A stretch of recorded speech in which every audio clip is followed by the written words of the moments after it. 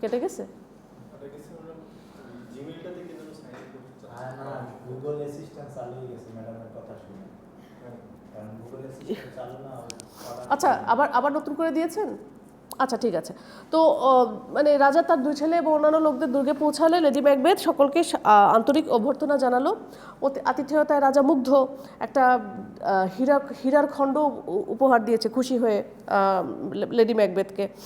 তো ক্লান্ত রাজা বিশ্রামের জন্য বিছানায় যেতে মনস্থ করলো। তার আগে ওই যে হীরকখণ্ড যেটা দিল, সন্ধ্যা গড়িয়ে রাত হলো। বেড়ে চলল ম্যাকবেথের অস্বস্তি আর অস্থিরতা। রাজার হত্যাকাণ্ডে তার সায় নেই। উনি আমার আত্মীয় এবং আমার প্রভু, আমার মনিব, তো ম্যাকবেথ বলতেছে। তাছাড়া এখানে উনি একজন অতিথি, তার ভালো মন্দের ভার এখন আমার উপর। ওকে খুন করার পরিকল্পনা বাদ দেওয়া উচিত। কিন্তু তার কথা তো ওয়াইফ শুনবে না। তার বিশ্বাস খুব সহজেই ডানকানকে খুন করে তার দায়ভার চাপিয়ে দেওয়া যাবে অন্যদের উপর। সংকল্পে স্থির থাকতে হবে, ওয়াইফ বলতেছে। একটা রাতেই কাজেই তোমাকে স্কটল্যান্ডের রাজা বানায় দেবে।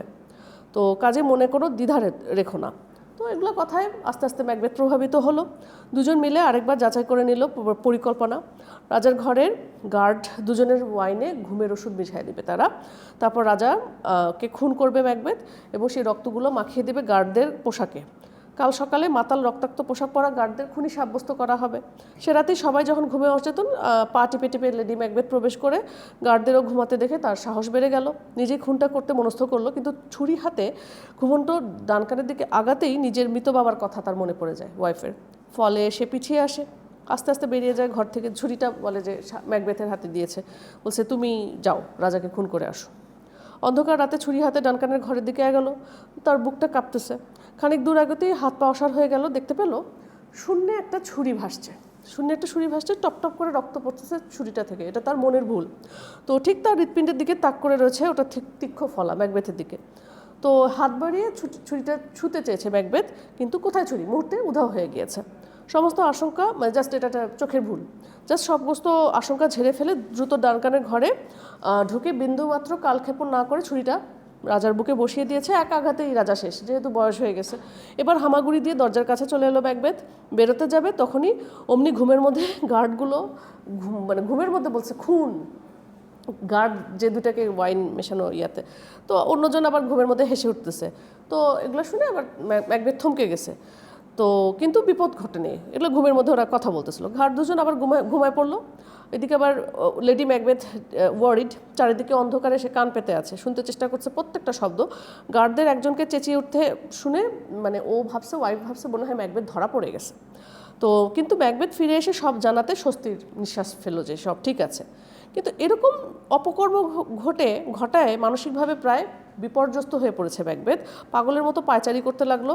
কানে কার যেন কণ্ঠ আসতেছে, মানে তার ভয়েসে আসতেছে তার কানে যে ঘুম হারাম, ম্যাকবেথ ঘুমকে খুন করেছে, তার ঘুম হারাম। তো লেডি ম্যাকবেথ তার এই করুণ অবস্থা দেখে ধমকে দিল, বুদ্ধিশুদ্ধি লোপ পেয়ে গেল নাকি তোমার? ছুরিটা নিয়ে এসেছো কেন? ওটা গার্ডদের পাশে রেখে আসো, যাও। তো কিন্তু মৃত ডানকানের ঘরে ফিরে যেতে ম্যাকবেথ নারাজ। ফলে লেডি ম্যাকবেথই ঠিক করলো যে আমি গিয়ে ছুরিটা রেখে আসি। তো ঘুমন্ত গার্ডদের সারা শরীরে সে মেখে দিল ডানকানের রক্ত। ছুরিটা ফেলে এলো ওদের পাশে। সে যখন ফিরল তখন দেখতে পেল নিজের রক্তমাখা হাত দুটার দিকে আতঙ্কিত হয়ে তাকিয়ে আছে ম্যাকবেথ। ম্যাকবেথের মধ্যে শুরু হয়ে গেছে, হ্যালুসিনেশন শুরু হয়ে গিয়েছে। তো এরকম একটা সিন ছিল যে সমুদ্রের, মানে একটা লাইন আছে, কোট আছে, এটা ম্যাকবেথের বিখ্যাত একটা ডায়ালগ, যে সমুদ্রের সব পানি দিয়ে ধুলেও কি এই দাগটা যাবে? আপন মনেই ম্যাকবেথ চিন্তা করতেছে, প্রশ্ন করতেছে, ওহো পুরো সমুদ্রটাই লাল হয়ে যাবে। এই সময় হঠাৎ দুর্গের গেটে প্রচণ্ড ধাক্কার শব্দ পাওয়া গিয়েছে। মানে সে ম্যাকবেথ এখন প্যানিক হয়ে গেছে যে ওর যেই যদি কোনো টুং করে শব্দ হয় মনে হয় যে কিছু একটা হলো, আমাকে ধরতে আসবে। আতঙ্কে তার মধ্যে প্যানিক অ্যাটাক এসে গেছে। পরিস্থিতি নিয়ন্ত্রণের চেষ্টা করলো। লেডি ম্যাকবেথ ফিসফিস করে স্বামীকে বলছে, জলদি গিয়ে হাত ধুয়ে নাও, নাইট গাউনটা পরে নাও, তখন মানে সবাই ভাববে যে আমরা ঘুমাচ্ছিলাম। বাইরে ওই সময় ঝড় হচ্ছে। ম্যাকবেথের মনে হলো প্রকৃতি তার দুষ্কর্মের কথা সবাইকে জানিয়ে দিচ্ছে।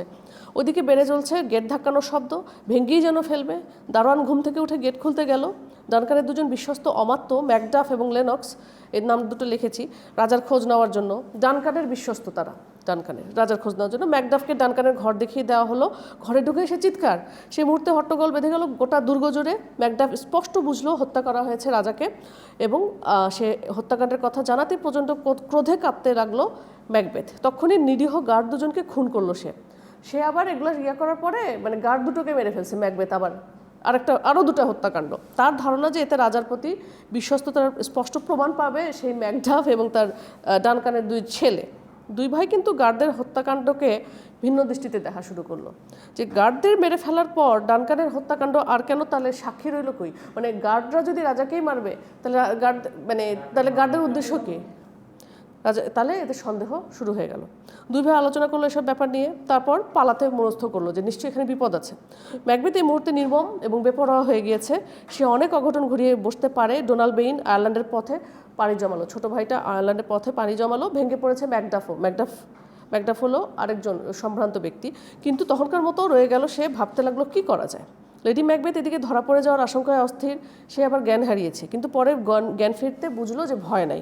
এখন স্কটল্যান্ডের সিংহাসন ম্যাকবেথের মাঝখানে কেউ আসতে পারবে না। ডানকানের দুই ছেলে পালানোর পরে তার নিকটাত্মীয় ম্যাকবেথের রাজায় জয় মুকুট উঠল। তৃতীয় ডাইনির ভবিষ্যৎ মানে টেলিংটা ফলে গেল। ম্যাকবেথের মনের আশা পূর্ণ, কিন্তু তার মনে কোনো শান্তি নাই। সিংহাসনে নিরাপদ বোধ করছে না। তীব্র অপরাধ বোধে সবসময় তাকে দংশন করছে। কাউকে বিশ্বাস করতে পারছে না, বিশেষত ব্যাংককে তার সবচেয়ে বেশি ভয়। ব্যাংকক কিন্তু তার সহকর্মী। ডাইনি ব্যাংককে বলেছিল, তুমি রাজা হতে না পারলেও তোমার বংশধরেরা স্কটল্যান্ডের রাজা হবে। ব্যাংকর এই ব্যাপারে অস্বস্তিতে রেখেছে ম্যাকবেথকে। রাজা ডানকানের প্রতি অসম্ভব অনুগত ছিল। শান্ত গম্ভীর প্রকৃতির এই ব্যাংক কখনো কি ভাবছে বোঝা বড় দায়। তো মানে আর সেই সাথে ব্যাংকর তরুণ ছেলে ফ্লিয়ান্স, সে তো আছেই। সন্দেহ প্রবণ ম্যাকবেথ প্রতিজ্ঞা করলো, তার সম্ভাব্য সকল শত্রুকে আমি আমার পথের কাটাকে দূর করব। তালিকায় সবার আগে আসলো ব্যাংকো এবং ফ্লিয়ান্সের নাম। ম্যাকবেথের মনে হলো যে মানসিক যন্ত্রণা সহ্য করে সে রাজাকে খুন করেছে। ব্যাংকর বংশধরেরা সিংহাসনে বসলে সেটা পানিতে যাবে। এটা মনে হলো যে আমি এত কষ্ট করে রাজাকে মারলাম, এখন যদি এরা এসে ক্ষমতায় বসে তাহলে কেমনে কি। আচ্ছা, এরপরে যেটা হলো ব্যাংককে খুনের সিদ্ধান্ত নিল। এই উদ্দেশ্যে মস্ত ভোজের আয়োজন করা হলো প্রাসাদে। আজ রাতে ডিনারের আয়োজন করেছি। ব্যাংককে বলল ম্যাকবেথ, তোমাকে কিন্তু আসতেই হবে। আসবো ইওর ম্যাজেস্টি, জবাব দিল ব্যাংকো। তার আগে একটু কাজে যেতে হবে, ঘোড়া নিয়ে যাব। তো অনেক দূর নাকি? হ্যাঁ ইওর ম্যাজেস্টি, ব্যাংকো এরভাবে বলছে। আমার পৌঁছাতে ডিনারের সময় হয়ে যাবে, আর ঘোড়া যদি আসতে ছোটে তবে হয়তো তাড়াতাড়ি বেশি রাত হতে পারবে। আবার জিজ্ঞেস করছে ম্যাকবেথ যে ফ্লিয়ান্সও কি যাচ্ছে? বলে হ্যাঁ। পরিকল্পনা মোতাবেক ও যেহেতু বাইরে গেছে, ম্যাকবেথ ঠিক করলো যে আমি এই পথের মধ্যে ব্যাংককে মেরে ফেলবো। তো নিয়োগ করে পাঠালো। তো ভাড়াটে খুনিদের হাতে ব্যাংকো নিহত হয়েছে, আর কোনো রকমে ব্যাংকর ছেলে ফ্লিয়ান্স পালিয়ে বেঁচে ফিরেছে। ওদিকে ব্যাংকর সম্মানে আয়োজিত ভোজসভায় সবাইকে ডাকা হয়েছে, সবাই আসছে নতুন রাজাকে আচ্ছা, ওদিকে আবার ম্যাকডাফ আর লেনক্স, যারা ম্যাকবেথকে সন্দেহ ছিল তাদের, তো তারা গেল যে সবাই করতেছে যে কোথায়, ব্যাংকো কোথায়, ওরকে কী যে হলো কে জানে। ম্যাকবেথ বলতেছে কোনো অসুবিধা হয়নি, আশা করছি, মনে হয় এখনই এসে পড়বে। তো কথা বলার সঙ্গে সঙ্গে কোনো মানে হঠাৎ করে ব্যাংকর ভূত ম্যাকবেথের চেয়ারে বসেছে। ওর তো সবসময় হ্যালুসিনেশন হচ্ছে ম্যাকবেথের। ভয়ে আত্মারাম তার খাঁচা ছেড়ে পালিয়েছে ম্যাকবেথের। মানে রক্তমাখা চুলগুলো ওরকম করে ঝাঁকাচ্ছ কেন, ম্যাকবেথকে তার ওয়াইফ বলতেছে। আর ম্যাকবেথ বলছে আমি খুন করি নাই। এরকম করে সে সবার ভোজ সভার মাঝখানে এরকম করে ভূত দেখতেছে এবং এরকম আতঙ্কিত কথাবার্তা বলছে। তো আর কেউ তো ভূতটাকে দেখে নাই, তো সবাই অবাক হয়ে দেখছে ম্যাকবেথ এরকম আচরণ করতেছে কেন। তো লেডি ম্যাকবেথ বলছে যে সমস্যা আছে, কি করা যায়। সামাল দেওয়ার জন্য সে করলো যে আমার হাজব্যান্ড প্রায় সময় এরকম পাগলামি করে বা এই টাইপের অদ্ভুত আচরণ করে, আপনারা ভাববেন না। এক পাশে সরিয়ে দিয়ে লেডি ম্যাকবেথ নিয়ে গেল, স্বাভাবিক অবস্থায় ফিরে আনার চেষ্টা করতেছে। এত ভয় পাচ্ছ কেন, স্বামীকে বলতেছে, ওরা তোমাকে সন্দেহ করবে তো, তোমার কি হয়েছে, খালি চেয়ারের দিকে তাকায় আসো। তো এটা বলা মাত্র ভূতটা উধাও হয়ে গেছে। তো তখন আবার ম্যাকবেথ সাহস ফিরে ফেলো। প্রিয় বন্ধু ব্যাংকর সুস্বাস্থ্য কামনা করে পাঠটান করা শুরু হলো। তো ও এখানে থাকলে কি ভালোই না হতো। তো এরকম করে ম্যাকবেথ বলছে, ব্যাংকর কথা বলছে, সাথে সাথে আবার ব্যাংকর ভূত এসেছে। এরকম করে হ্যালুসিনেশনের পালা চলতেছে। তো ম্যাকবেথের ভয়ে গা শিরশির করে উঠলো, যাও যাও দূর হয়ে যাও, এরকম করে চেঁচিয়ে উঠলো, চোখের সামনে থেকে দূর হয়ে যাও। আবার অতিথিরা আবার বিস্মিত হলো, যে পরিস্থিতি আবার সামাল দেওয়ার চেষ্টা করলো লেডি ম্যাকবেথ। সে জানালো তার স্বামীর প্রায় এরকম অসুবিধা হয়, অতিথিরা আজকের মতো চলে গেলে ভালো হয়। বুদ্ধিমতী লেডি ম্যাকবেথ অনেক অভ্যাগতের চোখ মুখে স্পষ্ট সন্দেহের ছাপ দেখতে পেল। উপলব্ধি করলো তার স্বামীর শত্রুর সংখ্যা দিন দিন বাড়ছে। অতিথিরা চলে গেলে একান্ত আলোচনা সেরে নিল। ম্যাকবেথ স্ত্রীকে জানালো যে সে ডাইনিদের সাথে কথা বলতে চায়, যে আরও ডিটেলস জানতে চায়, কী ঘটতে যাচ্ছে আমাকে ভালো করে জানতে হবে। তো ডাইনিরা তখন জাদুমন্ত্র করছে প্রেতাত্মাদের ডেকে আনার জন্য। কী ঘটতে যাচ্ছে আমি জানতে চাই, দৃঢ়তার সাথে ম্যাকবেথ বলছে। জবাবে 3টি প্রেতাত্মাকে ডেকে আনলো ডাইনিরা। 3টা আত্মা আসে। প্রথম প্রেতাত্মার আবির্ভাব ঘটলো শিরস্ত্রাণ মানে লোহার বর্ম পরা এক মুন্ডু রূপে। ম্যাকবেথ ওটার সঙ্গে কথা বলতে চাইলো, বাট নিষেধ করলো ডাইনিরা। ম্যাকবেথকে চুপ করে কেবল শুনে যেতে বললো। মুন্ডুটা আস্তে আস্তে সতর্কবাণী করে বলতেছে যে ম্যাকবেথ, ম্যাকডাফ হতে সাবধান, লর্ড অফ ফাইভের কাছ থেকে সাবধান। ম্যাকডাফের ছেলে বোধহয় ফাইভ ছিল। ম্যাকডাফের থেকে সাবধান, এদের থেকে সাবধান আর কি। তারপরে সে মিলে গিয়েছে। তারপর এরপরে দ্বিতীয় প্রেতাত্মা আসছে। সে শিশুর একটা মাথা রূপে আসছে। খুনি, সাহসী আর দৃঢ় সংকল্পবদ্ধ হও। স্ত্রীলোকের জন্ম দেওয়া কোনো মানুষ কখনো তোমার ক্ষতি করতে পারবে না। ম্যাকবেথ তো সাহস পেয়ে গেল, স্ত্রীলোকের জন্ম দেওয়া কোনো মানুষ কোনো ক্ষতি করতে পারবে না, তার মানে রক্ত মাংসের কোনো মানুষ তোমাকে কোনো ক্ষতি করতে পারবে না। তাহলে ম্যাকবেথ ভাবলো ম্যাকডাফ আমার কোনো ক্ষতি করতে পারছে না, সে তো মানুষ, তো মরলেও বেশি নিশ্চয়তা পারবো। তো তখনই সে করলো যে ম্যাকডাফকেও মারতে হবে। এবার দেখা গেল তৃতীয় প্রেতাত্মা। তো সে বলতেছে ভয়ের, তার হাত একটা বাচ্চা মুকুট পরা, তার হাতে গাছ, বলছে ভয়ের কিছু নাই। প্রেতাত্মা বলছে কোনো কিছুকেই ভয় করবা না, বার্নামের জঙ্গল ডানসিনেন পাহাড়ে না আসা তক অজেয় থাকবে তুমি। তার মানে বার্নামের একটা জঙ্গল আছে, ডানসিনেন পাহাড় একটা আছে, ওইখানে না আসা পর্যন্ত তোমার কোনো চিন্তা নাই। মেজবার রাতে ঘুমায়নি বোধহয় আছে। তো এটাও সে দিয়ে গেল পরে মাটিতে। তো ম্যাকবেথ এখন অনেকখানি স্বস্তি ফিরে পেয়েছে। তৃতীয় প্রেতাত্মার কথা তার মনে ধরেছে যে আমার কোনো চিন্তা নাই, কোনো কারণ নাই। তো তারপর খালি একটা জিনিস কল্পনা তাকে খোঁচাচ্ছে যে ব্যাংকর বংশধরা সত্যি কি স্কটল্যান্ড শাসন করবে। তো ডাইনিদেরকে তারা গুরুত্বপূর্ণ এবং শেষ প্রশ্নটা করলো ম্যাকবেথ। তারা চমকে তাকালো ওর দিকে, নিষেধ করলো প্রশ্নটা করতে, কিন্তু ম্যাকবেথ নাছোড়বান্দা শুনবেই সে। ফলে বাধ্য হয়ে 3 ডাইনি চলে গেল। সেই জায়গায় আরেকটা আত্মা 8 প্রেতাত্মা আবির্ভূত হলো। তো সব পরিষ্কার দেখলো সে যে 8টা প্রেতাত্মা আসছে, যে অনেকগুলো প্রেতাত্মা। তো সে বুঝতে পারলো এগুলো ছায়া, শরীরগুলো আর কারো নয় 8 জন ভবিষ্যৎ রাজার। অষ্টম যে প্রেতাত্মা সেটার সঙ্গে ব্যাংকর চেহারার অদ্ভুত মিল। তো সে তো মারা গেছে। তো এই প্রেতাত্মাটার শরীর রক্তমাখা, হাতে আয়নার দিকে চোখ পড়তেই ম্যাকবেথ দেখলো তাতে ফুটে উঠেছে ব্যাংকর আরও বংশধরদের চেহারা। তাদের মাথায় তাদের স্কটিশ রাজমুকুট। হতাশ দৃষ্টিতে তাদের দিকে তাকিয়ে রইল ম্যাকবেথ। আর দেখতে চাই না, ডাইনিদেরকে উদ্দেশ্য করে গলা ফাটিয়ে চিৎকার করলো। এই মুহূর্তে সে বেপরোয়া হয়ে গেছে, শত্রুর কোনো শেষ রাখবে না, তার মাথায় এখন শয়তান ভর করেছে। ম্যাকবেথ যখন ফেরার জন্য রওনা দিচ্ছে তখন দেখা গেল লেনক্সের সাথে। সে জানালো যে ম্যাকডাফ ইংল্যান্ডে পালিয়েছে। ম্যাকবেথ খুব খাপ্পা হলো, কারণ ম্যাকডাফকে সে মারবে পারলো না, সম্ভব হচ্ছে না। তাই বলে স্ত্রী এবং শিশু সন্তানদের সে ছেড়ে দেবে না। সে গিয়ে রাতের অন্ধকারে ওদেরকেও মেরে ফেলেছে। এত বড় খারাপ। তো অমাত্যবর্গ এখন মনে প্রাণে ম্যাকবেথকে ঘৃণা করছে। অনেকেই তার দিক থেকে মুখ ফিরিয়ে নিয়েছে, ম্যালকমের সঙ্গে যোগ দিয়েছে। ম্যালকমকে রাজা ডানকানের বড় ছেলে, শক্তিশালী সেনাবাহিনী নিয়ে ইংল্যান্ড থেকে অগ্রসর হচ্ছে ম্যালকম। ডাইনিরা বলেছিল ব্যাংকো ম্যাকবেথের চেয়ে নিচু হয়েও উঁচু, বলেছিল সে ওর মতো সুখী নয়, তবে ভবিষ্যতে ওকে ছাড়াবে। ম্যাকবেথের মনে হলো যে সত্য বড় নিষ্ঠুর। ম্যাকবেথের প্রাসাদে তখন উদ্বেগ আর ভীতি তার মধ্যে, তবে নিজে নিয়ন্ত্রণ কন্ট্রোল করার চেষ্টা করতেছে। আর লেডি ম্যাকবেথ কি হয়েছে যে দিনের বেলা সব ঠিকঠাক করে কাজ, বা রাতের বেলায় দৃশ্যপট উল্টো। কারণ ডানকানের হত্যাকাণ্ড গভীর ছাপ তার মনে ফেলেছে। রাতে শান্তিতে ঘুমাতে পারে না, ঘুমের মধ্যে সে হেঁটে বেড়ায়। এটাকে বলে সোমন্যাম্বুলিজম, ঘুমের মধ্যে মানে স্লিপ ওয়াকিং। আর ঘষতে থাকে নিজের 2 হাত, মানে তার মনে হয় হাত দুটো রক্তমাখা, দাগ ওঠাতে চেষ্টা করে। আরব দেশের সমস্ত আতর মাখলেও রক্তের গন্ধ দূর হবে না, বিড়বিড় করে লেডি ম্যাকবেথ বলতে থাকে। আরব দেশের আর আচ্ছা, এটাও একটা ইম্পর্টেন্ট কোট ম্যাকবেথের। অপরাধবোধ তাকে কাবু করে ফেলেছে, চিকিৎসাতে কোনো কাজ হলো না। এই রোগের কোনো ওষুধ আমার জানা নাই, চিকিৎসক বলতেছে। বিবেকের দংশন থেকে একমাত্র ঈশ্বরই তাকে মুক্তি দিতে পারে। যন্ত্রণাময় জীবন থেকে বাঁচতে লেডি ম্যাকবেথ আলটিমেটলি আত্মহত্যা করে বসে। ওকে, স্ত্রীর মৃত্যুর পরে বিশাল পৃথিবীতে একদম একা ম্যাকবেথ। ইতিমধ্যেই তার জীবনে বিতৃষ্ণা জন্মে গিয়েছে। বেশিরভাগ দক্ষ সৈন্য এবং যোদ্ধা তার পক্ষ ত্যাগ করেছে। তো এই মুহূর্তে শত্রুপক্ষের আক্রমণ ঠেকানোর জন্য শক্তিশালী সেনাবাহিনী গঠন করাও তার পক্ষে সম্ভব না। তো সেই ডানসিনেন, তার দুর্গ ছিল ডানসিনেন, সেই নিজের দুর্গে স্বেচ্ছাবন্দী হলো ম্যাকবেথ। প্রেতাত্মারা জানিয়েছে বার্নাম জঙ্গল ডানসিনেন পাহাড় না আসা পর্যন্ত চিন্তা নেই। তাহলে বার্নাম জঙ্গল কিভাবে ডানসিনেন পাহাড় পর্যন্ত আসবে, সেটাই এখন আমরা প্রমাণ দেখব। কাজেই ম্যাকবেথে মনে হলো যে এই মুহূর্তে সে নিরাপদ।